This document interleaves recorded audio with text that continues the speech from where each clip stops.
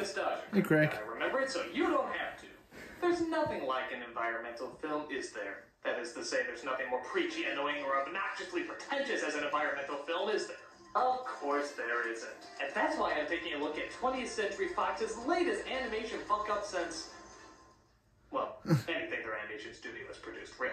Ferngully, The Last Rainforest. And boy, have I got some words to say about... Hey!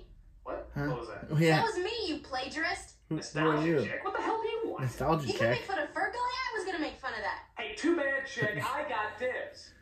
You don't have the brain power to understand the level of bullshit this movie amounts to. Why? I put up with it from your end every couple of weeks.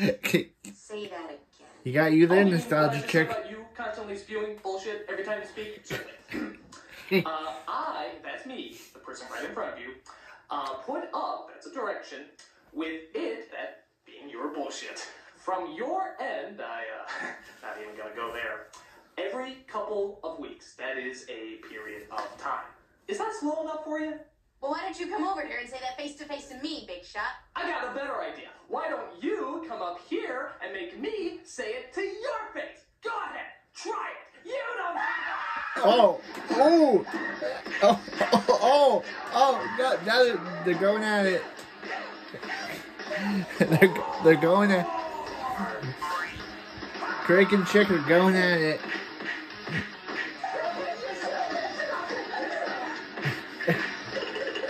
Hey. Is this supposed to be a reference to something? What's this? Focus on the real evil here. Oh, you're right. What is this supposed to be a reference This isn't to? about us. This is about an awful movie. A god-awful movie that deserves to be ripped a new one. What do you say? Truth? Truce. So the film begins, as most epics do, with a flashback. Bastard. Bitch. They tell us that Ferngully used to be a peaceful forest of waving we're hands, gonna where dance everybody hand. was happy and peaceful all the time. You need help there? Yes. Good. But then the plot device known as Hexus arrived, an evil spirit who wanted to spread chaos all over the land. But Okay. then an alliance of men and elves marched against the army of Hexus, putting that bunghole in his place. Wrong movie. Yeah. Instead, they used some sort of wing magic Wrong. bullshit that helped defeat the evil Hexus and bring life back to Ferngully. And one of those examples of life is Tinkerbell's slutty sister here, Krista. Krista, what a charming name. It's like the name a wasp family would give their child to make them sound unique. You mean like Ferngully? Yeah. So she spends most of her time flying around with other fairies while listening to bad late 80s, early 90s music. Which you'd ironically hear in the Rainforest Cafe. Are all rainforests filled with Phil Collins wannabes? All except Tarzan. They were unfortunate enough to get the real Phil Collins. Oh, hello there. Hi, Krista. Okay, what's the password? Welcome to hell? Don't eat shrooms? Oh, come on, you guys. Is that the password? Sounds good. Bye. Bye. That's it. It's a password. I don't know if that's a password or not. I'm so confused. I'm annoyed. Don't worry, we Yeah. don't see him again. Good.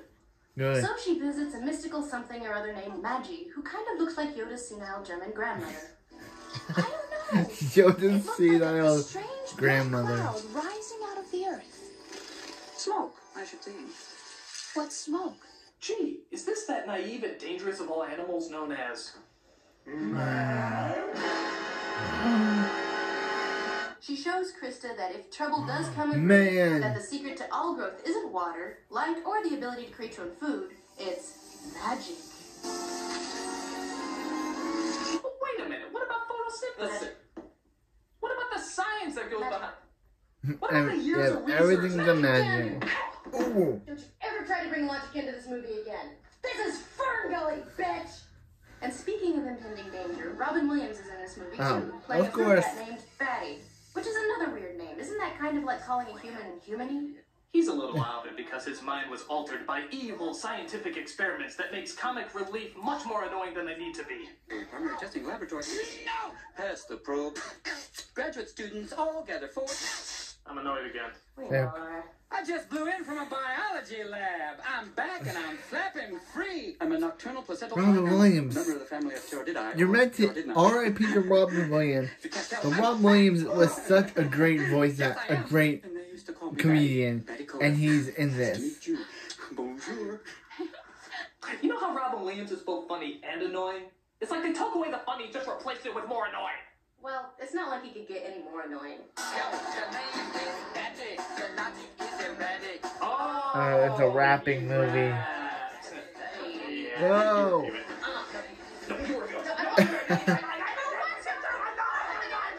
So, You both have to listening sit to through Robin it. Williams rap is kind of like listening to Eminem, sung by Eminem, while taking part in SNM. Annoying, bad for you, and incredibly painful. So Betty says he spotted humans at Mount Warning, which is... Wait a minute. Mount Warning? Isn't that in Australia? Wait a minute. Mount Warning? Isn't that in Australia? Yeah. Is there rainforest in any kind of danger? Yeah. Rainforest? Well, Mr. Critic, one must ask oneself, where is a viable rainforest environment that happens to have a ready supply of white people? Central America? No. Africa? Carrot. New Guinea? Getting warmer. Oh, Australia! Now you got it. Technically, they could have just made up a location, but I guess the movie wanted some credibility. Now, you could say that it's not a great idea to try to impose logic on an environmentalist film about fairies, but hey, it's for kids, and kids are stupid enough to buy anything. Now I know. And knowing is half the battle. So Krista follows Betty to where he spotted the humans. Yeah, this territory looks kind of familiar. Come on, you got a great set of wings. And that's not the only thing you got a great set of. Oh! Oh, come on, why do you think he's flying behind her? Oh no. So we come across a blonde mullet youth named Zach, who's helping other Australians with no accents chop down the trees of their beloved rainforest. Faster than you can say it's not the size that counts, Zach is shrunken down to the size of a fairy. Hey, human! What is with this running blindness gag? He's a fruit bat. Fruit bats aren't blind. While he's passed out unconscious, the Yeah. little mugger in Krista rummages through his pockets to see That's what she weird. can find. What's up with the... Maybe I Yeah, can cut out fruit this root bats and aren't scratch it. blind. Take anything you What want. is I up won't with tell this the whole cops. fruit bat Not joke? Tell me when I was mugged by a fairy. Check this out. I have a basic inclination. Oh, I'm sorry. We seem to have entered into a completely different movie. I just can't control this hunger. On my ravenous consumption, you're a welcome little snack. If I'm gonna eat somebody, it might as well be you. I can see you as a sandwich or a strange exotic stew. What is going on? What is this character? He just comes out of nowhere singing this kind of sexual song about how he's gonna eat Zach. I mean, what's the point? Zach. Oh. He's Lego maniac. It's a big-lipped alligator moment. What? What's that? What's a big-lipped alligator moment? Stop. Well, I mean, that's not an alligator. It's a... that's not an alligator. You stupid sack of shit. Perhaps you don't remember the big-lipped alligator scene from All Dogs Go to Heaven. This is named after the random musical number sung by a big-lipped alligator towards the end of the film. A scene that comes right the fuck out of nowhere, Yeah. has little to no bearing whatsoever on the plot, is way over the top in terms of ridiculousness, even within the context of the movie. And after it happens, no one ever speaks of it again. Oh, like the dancing fire gang from Labyrinth, the pink elephants from Dumbo, the creepy-ass tunnel scene from Willy Wonka, That's right.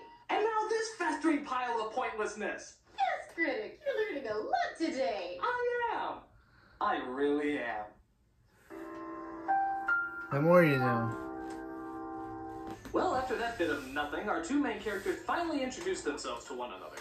I'm Zach. I'm Krista. Pleased to fuck you. I mean, meet you. Krista shows Zach around the forest while those Dude. pesky, stupid humans foolishly unleash the monster Hexus, played by Tim Curry, from his... Tim He then Curry! works his way into their radio, where he tells the workers to head out and destroy Ferngully. You're going to ferngully, and I want you there by morning. Didn't our boss used to be a woman? Wendy turned into a British guy.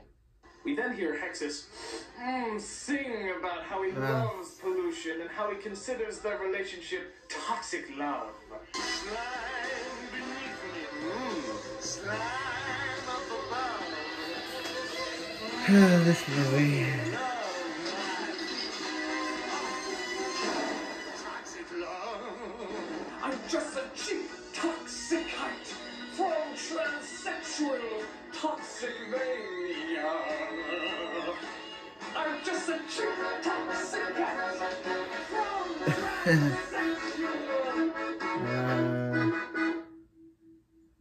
Did that make any sense? No, Are you ever going to mention it again? probably not. Big lipped alligator moment. Alligator moment. So Krista and Zach sit and talk more about how the rainforest is good and humans are the devil. But trees give life. They make the clouds, the rain, the air. Oh, we've got air. Yeah, if you don't mind getting all your minerals in one breath. Too subtle! Don't you miss talking to the forest?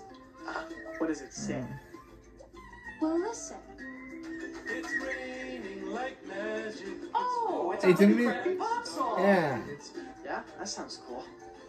No, It's a musical. listen, it's It real. just randomly bursts out into a musical number. Bodacious, bad, tubular, as in you are one bodacious babe. Another 1992 catchphrases. To show his, sudden romantic interest in Krista, he carves her name into a tree, which is a ferngully no-no. No, you mustn't do that. Here. Can't you feel its pain? Its nervous system is screaming in agony! We need 10 cc's Yeah. of penicillin, stat! Yeah. So Krista introduces Zach to the rest of the Keebler elves as they all Trees hurt. Somehow I thought they... Trees hurt. Trees cry. Well, I had a Well, little accident however of the that sort song of goes. I have some pills for that. Not that I need any. Things don't go well when one of the fairies is threatened because he used to be the most feminine male, which results in, what else? A cock contest. Why don't you come with me and the boys? We'll give you a taste of real ferngully wildlife. Unless, of course, you're not up to it. I'm up to anything you could dish out, bud. It's my stereo. Look, I found it, so I'll explain it, all right? Oh, it's a recording of music. Wow, Zach, way to Yeah. inexpensive copyright your way out of this song. I'll teach him to move in on my girlfriend / possible sister. I don't know what the recording I look like the sultan from Aladdin. Isn't that right, Jasmine? I mean Krista. Maybe we should consult the genie. I mean Betty. After all, that is why I'm Sultan. I mean King. Yeah. Which animated movie am I in again? Come on, Zach. See, he made the same joke I did. See you around, Zag. Allow me to mispronounce your name to express Yeah. my disrespect for you. But Krista steals him away and takes him to what looks like under 3 Mile Island, where they have a rather strange romantic moment. Someday you might be thinking life has passed you by. Your spirits might be sinking with hope and short supply. Now you're pregnant. Even though Zach and Krista were gone for just a few minutes, Krista arises to discover the fastest tearing down of trees in world history. Oh, if only we weren't so busy having fairy sex. Humans did it. Humans did it all. We should know better. So the fairies gather together and decide the only thing to do is, this.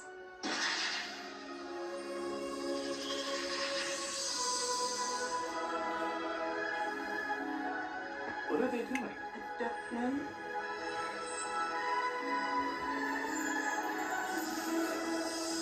Are they changing from mint flavor to raspberry fresh? I have no clue. Look out! It's the plot! Well, whatever they did, it all seems to center around Krista, as she's apparently the magical leader of the tribe now. Yeah.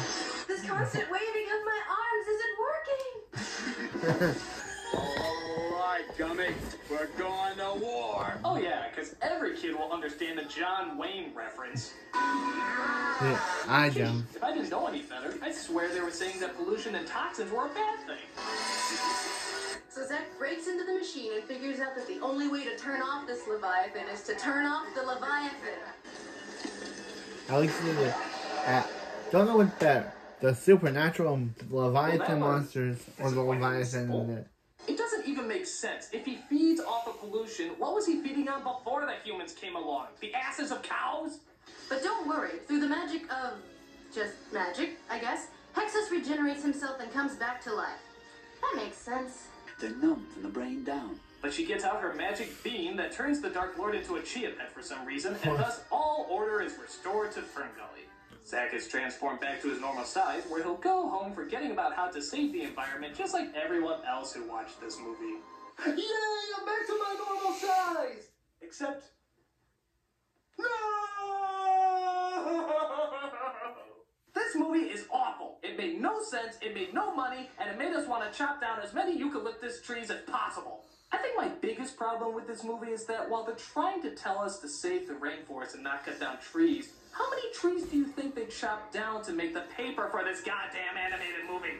Or not to mention the greatest factual wrong of the movie, which is to infer that the major cause of deforestation is the goddamn logging industry. Why did they get... Why is this film so bad? Why did they get Ferngully 2? We need rainforests, and, you know, they clear them out for your goddamn hamburgers. See, even to environmental nutballs, this movie makes no sense. Say that again. Even to... Oh. Alligator moment. I'm a nostalgia critic. And I'm a nostalgia chick. We remembered so you don't have to.